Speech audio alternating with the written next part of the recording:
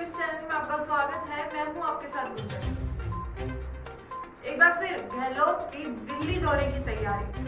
विधानसभा उपचुनाव के कारण कांग्रेस सत्ता और संगठन में बदलावों की चर्चाएं रुक गई थी, लेकिन एक बार फिर से सियासत गरमाने की तैयारी शुरू हो गई है। इससे जुड़ी सभी जानकारी के लिए देखेंगे आज की रिपोर्ट। मुख्यमंत्री अशोक गहलोत का 16 अक्टूबर को दिल्ली जाने का कार्यक्रम है। गहलोत कांग्रेस कार्य समिति की बैठक में शामिल होने दिल्ली जाएंगे। गहलोत का इस बार साल का दूसरा दिल्ली दौरा होगा। इससे पहले गहलोत 27 फरवरी को दिल्ली गए थे।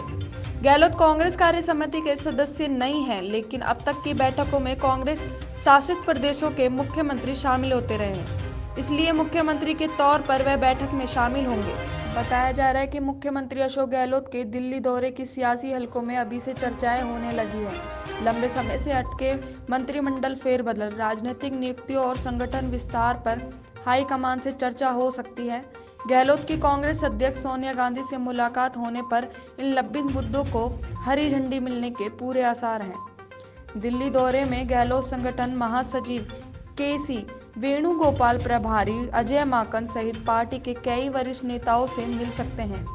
राजस्व मंत्री हरीश चौधरी कह चुके हैं कि जिस दिन मुख्यमंत्री का प्लान दिल्ली लैंड हो जाएगा, उस दिन मंत्रिमंडल विस्तार हो जाएगा।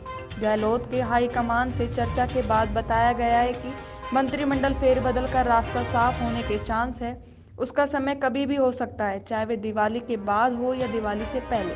वहीं दूसरी ओर राजस्थान में सचिन पायलट खेमा काफी समय से मंत्रिमंडल फेरबदल करने की मांग कर रहे हैं।